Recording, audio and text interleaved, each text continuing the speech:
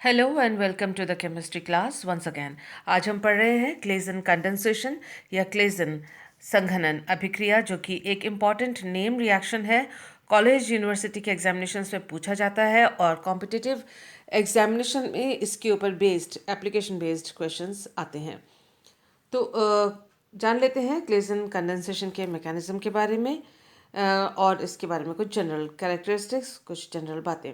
Claisen condensation, it is the base catalyzed condensation of an ester containing an alpha hydrogen atom with a molecule of the same ester or a different ester to give beta keto ester is known as Claisen condensation.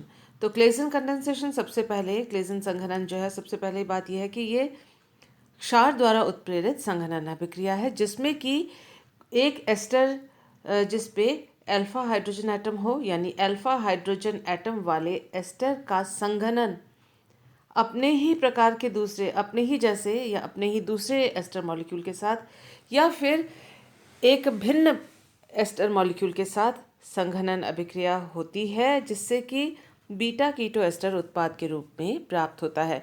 और इस reaction को Claisen condensation, Claisen संघनन के नाम से जाना जाता है। तो इसमें दो तीन इंपॉर्टेंट बातें हैं। पहले तो ये बेस कैटलाइज्ड रिएक्शन या कंडेंसेशन है और एस्टर जो है उसमें अल्फा हाइड्रोजन होना चाहिए। अल्फा हाइड्रोजन यानी एस्टर का फंक्शनल ग्रुप क्या है? COOR, ये फंक्शनल ग्रुप है और पहला जो कार्बन है वो अल्फा कार्बन है। इस पे अगर कोई हाइड्रोजन होता है उसे अल्फा हाइड्रोजन कहा जाता है और इस अल्फा हाइड्रोजन का होना ज़रूरी है ताकि क्लेजन कंडेंसेशन ये एस्टर मॉलिक्यूल प्रदर्शित कर सके, दिखा सके। और ये जो एस्टर मॉलिक्यूल है ये बेस की उपस्थिति में, क्षार की उपस्थिति में, ये जो एस्टर मॉलिक्यूल का अल्फा हाइड्रोजन एटम है, ये बेस इस अल्फा हाइड्रोजन को बाहर निकाल लेता है और इसीलिए जिसके फलस्वरूप ये जो कार्बन है वो माइनस यानी कार्बन आयन में परिवर्तित हो जाता है। तो बहुत ज़रूरी है कि जो एस्टर है उसके अल्फा कार्बन पर एक हाइड्रोजन हो। यदि अल्फा कार्बन पर हाइड्रोजन नहीं होता है तो ये कंडेंसेशन, क्लेजन कंडेंसेशन अभिक्रिया नहीं प्रदर्शित होती है, ये दिखाया नहीं जा सकता। ये ester can not undergo Claisen condensation if alpha hydrogen atom is not present. तो देखिए अल्फा हाइड्रोजन जो है इसको एसिडिक हाइड्रोजन या फिर इसको एक्टिव हाइड्रोजन के नाम से भी पुकारा जाता है। ऐसा क्यों? देखिए ऐसा इसलिए, देखिए ये हम जो ऑर्गेनिक कंपाउंड पढ़ रहे हैं इसमें कोवेलेंट बॉन्ड है और ये पोलर बंध नहीं है। लेकिन ये जो हाइड्रोजन कार्बन हाइड्रोजन बंध है ये एक दुर्बल या वीक बॉन्ड है। वीक बॉन्ड है ये वीक बॉन्ड इसलिए है क्योंकि इस कार्बन हाइड्रोजन बंध के जो इलेक्ट्रॉन्स हैं, इस कार्बन हाइड्रोजन बंध के इलेक्ट्रॉन्स ये इधर की ओर शिफ्ट हो जाते हैं, इस कार्बन की ओर। और वो ऐसा इसलिए होता है क्योंकि ऑक्सीजन जो है वो ज़्यादा इलेक्ट्रोनेगेटिव है, इसीलिए कार्बन ऑक्सीजन बंध के द्विबंध के जो इलेक्ट्रॉन्स है ऑक्सीजन अपनी ओर खींच लेता है, अपनी ओर आकर्षित करता है। तो इस कार्बन पे इलेक्ट्रॉन की कमी होती है। अपनी कमी पूरी करने के लिए इस कार्बन से, इस वाले कार्बन से ये इलेक्ट्रॉन खींचता है। ये अपनी कमी को पूरा करने के लिए हाइड्रोजन से इलेक्ट्रॉन खींचता है। एक बार और इस चीज़ को समझ लीजिए। देखिए ये एस्टर का C double bond O carbonyl group है, ऑक्सीजन ज़्यादा इलेक्ट्रोनेगेटिव है, इसलिए इस द्विबंध के इलेक्ट्रॉन को, पाई इलेक्ट्रॉन्स को अपनी ओर खींचता है, जिसकी वजह से इसके ऊपर डेल्टा माइनस चार्ज आता है और इस कार्बन के ऊपर डेल्टा प्लस चार्ज आता है, यानी इलेक्ट्रॉन की कमी होती है। ये जो कार्बन है अपने इलेक्ट्रॉन की कमी को पूरा करने के लिए इस कार्बन से इलेक्ट्रॉन खींचता है, अपनी ओर आकर्षित करता है, यानी इस कार्बन हाइड्रोजन बंध, कार्बन कार्बन बंध के जो इलेक्ट्रॉन है इस वाले कार्बन की ओर आकर्षित हो जाते हैं, जिससे इस कार्बन पर, इस वाले अल्फा कार्बन पर इलेक्ट्रॉन की कमी हो जाती है। अल्फा कार्बन अपने साथ जुड़े हुए हाइड्रोजन से इलेक्ट्रॉन खींचता है, अल्फा हाइड्रोजन से वो इलेक्ट्रॉन खींचता है। तो उसका मतलब ये हुआ कि ये जो इलेक्ट्रॉन्स है इस कार्बन की ओर विस्थापित हो गए। अगर इस कार्बन की ओर विस्थापित हो गए उसका मतलब ये जो हाइड्रोजन है ये H प्लस यानी डेल्टा प्लस हो जाएगा, यानी ये जो कार्बन हाइड्रोजन बंध है ये एक वीक बॉन्ड हो जाता है, दुर्बल बंध हो जाता है, और इस H को H प्लस के रूप में बाहर निष्कासित किया जा सकता है इस वाले अल्फा हाइड्रोजन को। तो ये H प्लस के रूप में निष्कासित होने का मतलब ये अम्लीय हो जाना या एक्टिव हो जाना। तो एक्टिव हाइड्रोजन कहलाता है, वो इसलिए कहलाता है क्योंकि इसका जो कार्बन हाइड्रोजन बंध है वो दुर्बल है, और वो इसलिए दुर्बल है क्योंकि ये अल्फा कार्बन पे जुड़ा हुआ है। अल्फा कार्बन के इलेक्ट्रॉन्स एस्टर कार्बोनाइल कार्बन की ओर हैं और इस बंध के इलेक्ट्रॉन ऑक्सीजन के ऊपर हैं। तो ये एक्टिव हाइड्रोजन कंपाउंड है और एक्टिव हाइड्रोजन है, और इस हाइड्रोजन को एसिडिक हाइड्रोजन या एक्टिव हाइड्रोजन कहते हैं, और इस हाइड्रोजन को बेस के द्वारा निष्कासित किया जा सकता है। इम्पॉर्टेंट है, अल्फा अल्फा कार्बन पर हाइड्रोजन का होना इम्पॉर्टेंट है इस वजह से। तो आइए देखते हैं कुछ और जानकारियाँ हम क्लेजन कंडेंसेशन के बारे में। सबसे पहले अब हमने जान लिया कि अल्फा हाइड्रोजन एसिडिक है, एस्टर में अल्फा हाइड्रोजन होना चाहिए, उत्पाद बीटा कीटो एस्टर होगा, और ये रिएक्शन बेस कैटालाइज्ड है। एस्टर का रिएक्शन दूसरे एस्टर से होता है, लेकिन दूसरा एस्टर अलग प्रकार का भी हो सकता है, सेम प्रकार का भी हो सकता है, और इस एस्टर पे अल्फा हाइड्रोजन होना ज़रूरी है, यानी एसिडिक हाइड्रोजन का होना ज़रूरी है। इन सब जानकारी के साथ आइए हम आगे बढ़ते हैं। Claisen condensation can also occur between a carboxylic ester and an alpha hydrogen containing ketone और nitrile। क्लेजन कंडेंसेशन जो है, अभी हमने एस्टर के बारे में, एस्टर प्रदर्शित करता है ये पढ़ा है, लेकिन क्लेजन कंडेंसेशन जो है वो कार्बोक्सिलिक एसिड के एस्टर और एक ऐसा कीटोन या नाइट्राइल जिसमें अल्फा हाइड्रोजन हो उसके बीच में भी हो सकता है। अब हमारे सिलेबस में है इथाइल एसीटोएसीटेट या एसीटोएसिटिक एस्टर, और इसके प्रिपरेशन के लिए भी क्लेजन कंडेंसेशन से इसको प्रिपेयर किया जाता है, और एग्जामिनेशन में एसीटोएसिटिक एस्टर या इथाइल एसीटोएसीटेट का प्रिपरेशन क्लेजन कंडेंसेशन से किस प्रकार से हो वो पूछा जाता है। ये एक फेमस प्रिपरेशन है। तो हम जो मैकेनिज्म है इस अभिक्रिया की क्रियाविधि है, एसिटोएसिटिक एस्टर कैसे बनता है उसको ध्यान में रखते हुए क्लेजन कंडेंसेशन की अभिक्रिया की क्रियाविधि पढ़ लेते हैं। तो दोनों बातें इकट्ठी हो जाएंगी, हम मैकेनिज्म भी समझ लेंगे और इथाइल एसीटोएसीटेट का मैकेनिज्म बनने का मैकेनिज्म भी समझ लेंगे। अब आते हैं कि इथाइल एसीटोएसीटेट या एसीटोएसिटिक एस्टर क्यों कहा जाता है। देखिए, ये है इथाइल एसीटोएसिटिक एस्टर या इथाइल एसीटोएसीटेट। इसको ये जो है एसीटो ग्रुप है और ये इथाइल ग्रुप है, और ये जो बीच में है CH2COO। तो इस CH2COO को अगर हम CH3COO कहें और ET लगाएं उसके साथ, तो उसका हुआ इथाइल एसीटेट, इथाइल ग्रुप का एसीटेट। अब ये है, एक हाइड्रोजन इसमें से हटा देते हैं मिथाइल ग्रुप में से, तो CH2 बचेगा। इस मिथाइल ग्रुप में CH3CO यानी एसीटो ग्रुप लगा देते हैं, तो ये हो जाएगा एसीटो एसिटिक एसिड का एस्टर या फिर इथाइल एसीटो एसीटेट। तो इस तरह से इसका नेम है, एक इम्पॉर्टेंट कंपाउंड है इसलिए क्योंकि इसमें इसके द्वारा हम विभिन्न प्रकार के different types of organic compounds can be synthesized, विभिन्न प्रकार के ऑर्गेनिक कंपाउंड को इससे संश्लेषित कर सकते हैं। तो ये ओवरऑल रिएक्शन है। देखिए आप, ये एक एस्टर है और ये एक एस्टर, दोनों एस्टर मॉलिक्यूल सेम हैं, और ये कार्बोनाइल ग्रुप से जुड़ा हुआ पहला कार्बन अल्फा, इस अल्फा कार्बन पर हाइड्रोजन है, तो ये अल्फा हाइड्रोजन वाला एस्टर है जो अपने ही प्रकार के दूसरे मॉलिक्यूल के साथ बेस की उपस्थिति में, क्षार की उपस्थिति में संघनित होकर ये इथाइल एसीटेट बनाता है, संघनित हो जाता है, इसलिए एक छोटा सा मॉलिक्यूल इन दोनों के बीच में से निकल के आता है, वो इस केस में इथेनॉल का मॉलिक्यूल है।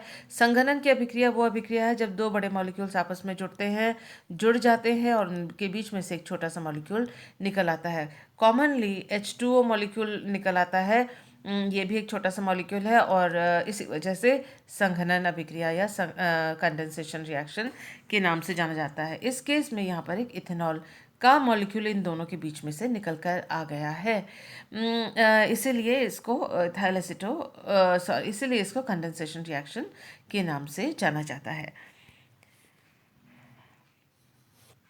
Base commonly used base commonly used is sodium alkoxide corresponding to OR of the ester R prime COOR in order to avoid ester interchange and trans esterification। देखिए जो बेस है आमतौर पे जो base use किया जाता है वो है सोडियम एल्कोक्साइड यानी NaOR, और ये जो OR है एल्कोक्साइड ग्रुप कहा जाता है।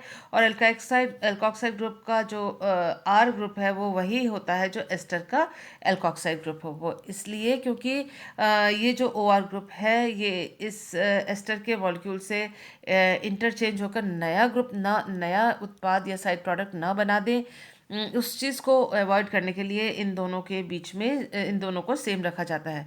यानी ट्रांस एस्टरिफिकेशन मतलब एक एस्टर एल्कोक्साइड ग्रुप हटा के दूसरा एल्कोक्साइड ग्रुप अगर लग भी जाता है तो अगर ये दोनों के दोनों सेम हैं तो साइड प्रोडक्ट या अलग अलग प्रकार के डिफरेंट जो साइड प्रोडक्ट है सह उत्पाद हैं वो ज़्यादा नहीं बनेंगे। अगर हम इन दोनों को अलग अलग रखेंगे तो एस्टर ट्रांस एस्टरिफिकेशन के द्वारा विभिन्न प्रकार के एस्टर देगा और तरह तरह के उत्पाद मिलेंगे जो कि फेवरेबल नहीं है और जिसकी की इच्छा नहीं की जाती है। तो मेन प्रोडक्ट कम हो जाएगा और ट्रांस एस्टरिफिकेशन के कारण कन्फ्यूजन और क्रिएट होगा। तो इसीलिए सोडियम एल्कोक्साइड बेस है जो लिया जाता है उसका जो एल्कोक्साइड ग्रुप है वो सोडियम एल्कोक्साइड ग्रुप एस्टर का जो है और सोडियम एल्कोक्साइड बेस का ग्रुप जो है वो सेम, ये दोनों ग्रुप सेम होते हैं। इसके लिए हम देख लेते हैं इससे पहले वाला स्लाइड। ये देखिए यहाँ पर हमने एल्कोक्साइड जो है वो इथॉक्साइड लिया है, वो इसलिए क्योंकि यहाँ पर इथॉक्साइड ग्रुप है तो दोनों जो बेस हैं वो सेम है। बेस ये इसलिए है क्योंकि इसके ऊपर इलेक्ट्रॉन की अधिकता है और ये सोडियम इथॉक्साइड जो है उसका ये इथॉक्साइड आयन है और इसमें अगर Na लगा दिया जाए तो ये हो जाएगा सोडियम इथॉक्साइड, लेकिन यहाँ बेस के रूप में जो है इथॉक्साइड आयन काम में आ रहा है। तो ये इस एग्जांपल से हम अपनी बात को समझ सकते हैं कि बेस वो लेना चाहिए जिसमें एल्कोक्साइड ग्रुप वही हो जो एस्टर के ग्रुप में हो ताकि इंटरचेंज और ट्रांस एस्टरिफिकेशन को अवॉइड किया जा सके, क्योंकि उसके द्वारा ऐसे प्रोडक्ट मिलेंगे जो कि डिज़ायरेबल नहीं होंगे, जो इच्छित नहीं होंगे। आइए मैकेनिज्म को समझते हैं, क्रियाविधि को। Step first, generation of organic base and removal of alpha hydrogen of one ester molecule to yield anion 1 of an ester। तो सबसे पहली बात है जनरेशन ऑफ ऑर्गेनिक बेस। जो ऑर्गेनिक बेस है उसका बनना, ये ऑर्गेनिक इस बेस है उसका वो बन रहा है। Removal of alpha hydrogen from one ester molecule, और एस्टर मॉलिक्यूल से एक अल्फा हाइड्रोजन का निष्कासन। तो किस प्रकार से हो रहा है आइए देखते हैं। एस्टर मॉलिक्यूल से अल्फा हाइड्रोजन निकलने से एनायन नंबर 1 बनता है। ये एनायन नंबर 1 है जो कि रेजोनेंस के द्वारा स्थायी है। वो देख लेते हैं किस प्रकार से। देखिए ये सोडियम इथॉक्साइड मॉलिक्यूल है, वो इसलिए क्योंकि हमने इथाइल एस्टर लिया हुआ है, इसलिए same to same alkoxide molecule वाला हमने सोडियम इथॉक्साइड लिया है। और इथेनॉल के प्रेजेंस में इसका आयनाइजेशन होता है, ये इथॉक्साइड आयन बना जो कि एक ऑर्गेनिक बेस का कार्य करता है। ये जो ऑर्गेनिक बेस है वो एस्टर मॉलिक्यूल का जो पहला मॉलिक्यूल है इथाइल एसीटेट, पहला एस्टर मॉलिक्यूल, इस केस में हमने लिया इथाइल एसीटेट। इसमें अल्फा कार्बन ये रहा जो कार्बोनाइल ग्रुप के साथ पहला कार्बन जुड़ा हुआ है, उसमें है हाइड्रोजन, अल्फा हाइड्रोजन जिसे कहते हैं, जिसे हम कहते हैं एसिडिक हाइड्रोजन भी। और आप देख सकते हैं जो ये बेस है वह अपने इलेक्ट्रॉन के द्वारा इस हाइड्रोजन अल्फा हाइड्रोजन के साथ बंध बना रहा है, और जिससे कार्बन हाइड्रोजन बंध के इलेक्ट्रॉन्स जो है इस अल्फा कार्बन ने ले लिए। और साथ ही आप देख सकते हैं कि ये बंध टूट गया क्योंकि इसके दोनों इलेक्ट्रॉन्स CH2 के ऊपर आ गए। ये रहा CH2 माइनस COOET। वो बाकी जो मॉलिक्यूल है यहाँ से यहाँ तक उसमें कोई चेंज नहीं आया है, यहाँ पर आप देख सकते हैं। और ये जो एनायन बना वो anion of ester that is number 1, इसको हमने दिया। साथ ही साथ ये जो ETO माइनस है उस H को एसिडिक हाइड्रोजन को लेके यहाँ पर चला आता है और ETOH साइड प्रोडक्ट के रूप में प्राप्त होता है। ये जो एनायन ऑफ एस्टर, एस्टर का जो एनायन बनता है वो अनुनाद के द्वारा स्थायी है। आप देख सकते हैं इसके दो स्ट्रक्चर्स, एक ये और एक ये। यहाँ पर CH2 कार्बन के ऊपर माइनस चार्ज है, जबकि यहाँ पर ऑक्सीजन के ऊपर माइनस चार्ज है। इलेक्ट्रॉन किस तरह से विस्थापित हो रहे हैं वो यहाँ दिखाया जा रहा है। ये दो इलेक्ट्रॉन्स का CH2 और C के बीच में चार्ज है, तो ये हो गया double bond. In double bond के इलेक्ट्रॉन्स जो है वो ऑक्सीजन इलेक्ट्रोनेगेटिव होने की वजह से अपनी ओर उसने ले लिया, तो O माइनस। और फिर वापस अगर ये इलेक्ट्रॉन्स कार्बन और ऑक्सीजन के बीच में आ जाते हैं तो डबल बॉन्ड बन जाता है। इस डबल बॉन्ड के इलेक्ट्रॉन्स अगर कार्बन के पास आ जाते हैं तो CH2 माइनस बन जाता है। तो इस प्रकार से ये जो एनायन है एस्टर का वो अनुनाद के द्वारा स्थायी होता है, इसीलिए ये अधिक मात्रा में आसानी से बन सकता है। आइए देखते हैं step 2 of this mechanism. Step 2 में द एनायन 1, जो पहले स्टेप में एनायन 1 बना था जिसमें CH2 के ऊपर माइनस था, वो एक नाभिक नहीं, it behaves as a nucleophile and attacks the carbonyl carbon of the second molecule of ester in a reversible reaction. तो ये जो पहले स्टेप में जो एनायन बना था एस्टर का, वो एक न्यूक्लियोफाइल यानी नाभिक स्नेही की तरह कार्य करता है। और second molecule of ethyl acetate या एस्टर के दूसरे मॉलिक्यूल, देखिए इसी प्रकार का एस्टर जो पहला मॉलिक्यूल था वो उसी का दूसरा मॉलिक्यूल आ रहा है। पहला मॉलिक्यूल ने एनायन बनाया, दूसरा मॉलिक्यूल के ऊपर दूसरे मॉलिक्यूल के कार्बन के ऊपर इस एनायन का नाभिक स्नेही आक्रमण हो रहा है। तो ये आप इस रिएक्शन के ऊपर, रिएक्शन जो ये इक्विलिब्रियम एरो है उसके ऊपर लिख सकते हैं न्यूक्लियोफिलिक अटैक लिख सकते हैं। जब आप नोट्स बनाए तो इस तरह से नाभिक स्नेही आक्रमण हो रहा है। डबल बॉन्ड के इलेक्ट्रॉन्स ऑक्सीजन अपने ऊपर ले लिया उसने, क्योंकि कार्बन पर 1 2 3 4 बॉन्ड तो ऑलरेडी है, एक और बंद बन रहा है तो पांचवा बॉन्ड नहीं हो सकता, इसलिए ऑक्सीजन ने इलेक्ट्रॉन्स पाई बंद के अपनी ओर ले लिए O माइनस। तो इस प्रकार से एक मध्यवर्ती यौगिक बना सेकेंड स्टेप के आखिर में, जिसमें ऑक्सीजन के ऊपर माइनस चार्ज है। तो ये इससे आगे किस प्रकार से अभिक्रिया हो रही है स्टेप नंबर 3 में देखते हैं। तो देखिए स्टेप 3 में removal of ethoxide ion and formation of acetoacetic ester या बीटा कीटो एस्टर। तो ये देखिए ये एनायन बना था सेकेंड स्टेप के आखिर में, और ऑक्सीजन अपने जो माइनस चार्ज के दोनों इलेक्ट्रॉन्स कार्बन और ऑक्सीजन के बीच में शिफ्ट कर रहा है, तो C डबल बॉन्ड O। तो यहाँ हो जाएगा 1 2 3 4, तो पहले ही कार्बन इस कार्बन के ऊपर है, एक और बॉन्ड अगर बने तो 5, जो कि संभव नहीं है। तो इसलिए ये जो कार्बन ऑक्सीजन बंध है उसके इलेक्ट्रॉन्स ऑक्सीजन ले लेता है और ETO माइनस के रूप में ये जो बॉन्ड है ये टूट जाता है, ETO माइनस के रूप में ये यहाँ पर निष्कासित हो जाता है और C डबल बॉन्ड O ये बन जाता है। अब ये जो कंपाउंड है ये है बीटा कीटो एस्टर। किस प्रकार से, देखिए ये एस्टर है, इससे पहले जुड़ा हुआ carbon alpha, second carbon is beta. तो बीटा पे अगर कीटो हो और एस्टर हो तो इस कंपाउंड को हम कहते हैं बीटा कीटो एस्टर। इस वजह से इसका नाम है बीटा कीटो एस्टर कंपाउंड या बीटा कीटो एस्टर प्रोडक्ट है ये। लेकिन आप ज़रा ध्यान से देखिए, ये जो फॉरवर्ड रिएक्शन है उसका जो साइज़ है वो छोटा है, यानी सामने की ओर रिएक्शन कम जा रहा है, और बैकवर्ड रिएक्शन है बड़ा, यानी जो भी उत्पाद बनता है वो आपस में रिएक्ट होकर इस कंपाउंड को, इस जो मध्यवर्ती है उसको वापस दे देता है, यानी उत्पाद प्रोडक्ट मॉलिक्यूल आसानी से बन नहीं पा रहा है, फॉरवर्ड डायरेक्शन कम है। इस जो इक्विलिब्रियम को सामने की ओर यानी प्रोडक्ट की ओर ज़्यादा से ज़्यादा लेने के लिए, झुका इधर की तरफ उसका इक्विलिब्रियम का झुकाव करने के लिए ETO माइनस, यानी जो कि एक प्रोटॉन के साथ जुड़कर ETOH इथेनॉल बन जाता है। तो इसको अगर इस रिएक्शन मिश्रण से हटा दिया जाए, निकाल लिया जाए, तो ये इक्विलिब्रियम जो है आगे की ओर खिसकता चला जाएगा, शिफ्ट हो जाएगा और एसिटोएसिटिक एस्टर या बीटा कीटो एस्टर उत्पाद के रूप में प्राप्त होगा। कैसे हटा सकते हैं इसको? ये भी ऑर्गेनिक, कैसे हटा सकते हैं इसको? हटाने का एक ही तरीका है। देखिए दोनों जब ऑर्गेनिक कंपाउंड्स होते हैं तो एक दूसरे में विलेय होते हैं, घुलनशील होते हैं, सॉल्युबल होते हैं, और इसको हटाने के लिए एक ही तरीका कि एक को डिस्टिल किया जाए, यानी आसवन के साथ हटाया जाए। लेकिन आसवन जो है बॉइलिंग पॉइंट ऑफ ETOH और इथाइल एसीटेट। इथाइल एसीटेट जो है जिससे हमने रिएक्शन को शुरू किया था, ये हमारा सबस्ट्रेट मॉलिक्यूल है। 2 एस्टर मॉलिक्यूल इस रिएक्शन में लगे हैं। तो इथाइल एसीटेट का और इथेनॉल का बॉइलिंग पॉइंट है 78 और 77, यानी इसका है 78 और इथाइल एसीटेट का है 77। तो 77 78 एक समान ही होंगे, बॉयल ये इकट्ठे हो जाते हैं।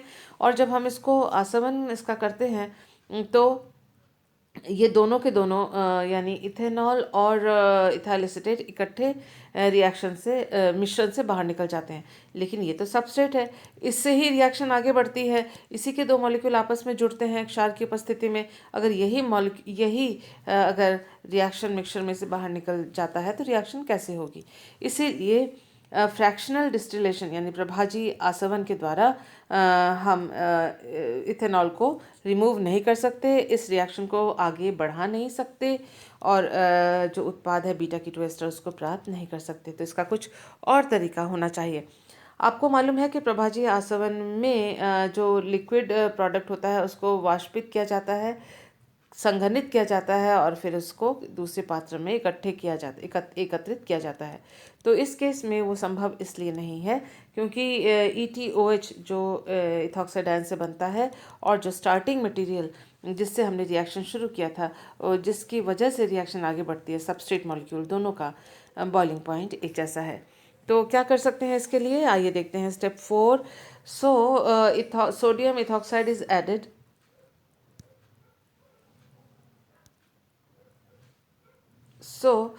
sodium ethoxide is added in excess so that acetoacetic ester is converted into enolate ion and removed from step 3, and more and more of acetoacetic ester is formed। देखिए इस अभिक्रिया को सामने बढ़ाने का एक ही तरीका है कि सोडियम इथॉक्साइड को ज़्यादा आधिक्य में डाला जाए, क्योंकि जो उत्पाद बनता है ये बीटा कीटो एस्टर है, एसिटोएसिटिक एस्टर है ये, और ये बीटा कीटो एस्टर है ये एसिटोएसिटिक एस्टर, जिसके उत्पाद की हमें इच्छा है या जो हम प्राप्त करना चाहते हैं, या क्लेजन कंडेंसेशन का जो उत्पाद है। लेकिन इसमें समस्या ये है कि ये जो है इसका इक्विलिब्रियम पीछे की तरफ होता है, जैसे कि हमने स्टेप 3 में देखा था। तो इसके लिए हम इसको सोडियम इथॉक्साइड यानी बेस के द्वारा इसके साथ रिएक्शन करवा देते हैं। इसकी खासियत ये है कि ये जो CH2 ग्रुप है, ये इसके दोनों हाइड्रोजन बड़े एसिडिक और सक्रिय हैं, क्योंकि एक तरफ इलेक्ट्रॉन आकर्षित करने वाला C डबल बॉन्ड O है और दूसरी तरफ भी इलेक्ट्रॉन आकर्षित करने वाला C डबल बॉन्ड O है। तो ये जो कार्बन हाइड्रोजन बंद होते हैं इस CH2 के, ये बड़े दुर्बल होते हैं और इसीलिए बेस आसानी से इसमें से हाइड्रोजन निकाल लेता है, जिसके फलस्वरूप C- आयन बनता है। तो ये जो आयन बना है वो रेजोनेंस के द्वारा स्टेबलाइज्ड है। ये देखिए इसके दोनों रेजोनेटिंग स्ट्रक्चर्स हैं, जिसमें एक बार C डबल बॉन्ड O है और C के पर माइनस है, और दूसरी बार इलेक्ट्रॉन के शिफ्ट होने से यहाँ पर डबल बॉन्ड बन जाता है और ये कार्बन ऑक्सीजन बन के इलेक्ट्रॉन ऑक्सीजन पे आने पे O- बन जाता है। तो ये दो रेजोनेटिंग स्ट्रक्चर की वजह से ये रिएक्शन आगे की ओर बढ़ती है और ये जो उत्पाद है वो रिएक्शन मिक्सचर से हट जाता है। रिएक्शन मिक्सचर से हटता है तो इक्विलिब्रियम जो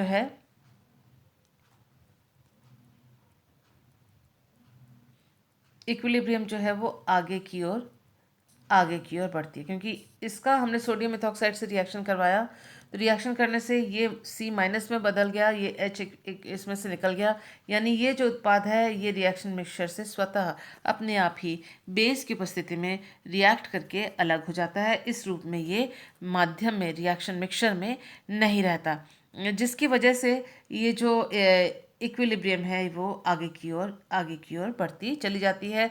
ज़्यादा से ज़्यादा मात्रा में ये उत्पाद हमें बीटा कीटो एस्टर का या एसिटिक एस्टर का प्राप्त होता है। तो स्टेप 4 जो है आगे की तरफ इस तरह से बढ़ गया, और जब इसका रिएक्शन सोडियम के साथ करें तो ये जो माइनस चार्ज है उसके साथ सोडियम भी लग जाता है, तो sodium salt of ethyl acetate, sodium salt of ethyl acetate तो नहीं कहना चाहिए, sodium salt of acetic ester या इथाइल एसिटो एसीटेट का सोडियम सॉल्ट मिलता है। ये इथाइल एसीटेट नहीं लिखिएगा, सोडियम सॉल्ट ऑफ AAE लिखिएगा या सोडियम सॉल्ट ऑफ EAA लिखिएगा। तो जब आप नोट्स बनाएं इस बात का ध्यान रखें। आइए देखते हैं स्टेप 5। देखते हैं कि ये जो सोडियम सॉल्ट बना है इससे हम एसिटोएसिटिक एस्टर को किस प्रकार से प्राप्त कर सकते हैं। देखिए ये है step 5, hydrolysis of sodium salt and obtaining beta keto ester और एसिटोएसिटिक एस्टर, इथाइल एसिटोएसिटेट। तो हम किस प्रकार से देखिए प्राप्त कर सकते हैं। ये सोडियम सॉल्ट है, इथाइल एसिटोएसिटेट या एसिटोएसिटिक एस्टर का। इससे पहले वाले स्टेप 4 में जो हमने इसको बनते हुए देखा, इसका जब एसिटिक एसिड के साथ डाइल्यूट एचसीएल के प्रेजेंस में की उपस्थिति में अगर हम इसका हाइड्रोलिसिस करते हैं तो इथाइल एसिटेट हमें आसानी से प्राप्त होता है और ये हमारा बाई प्रोडक्ट प्राप्त हुआ।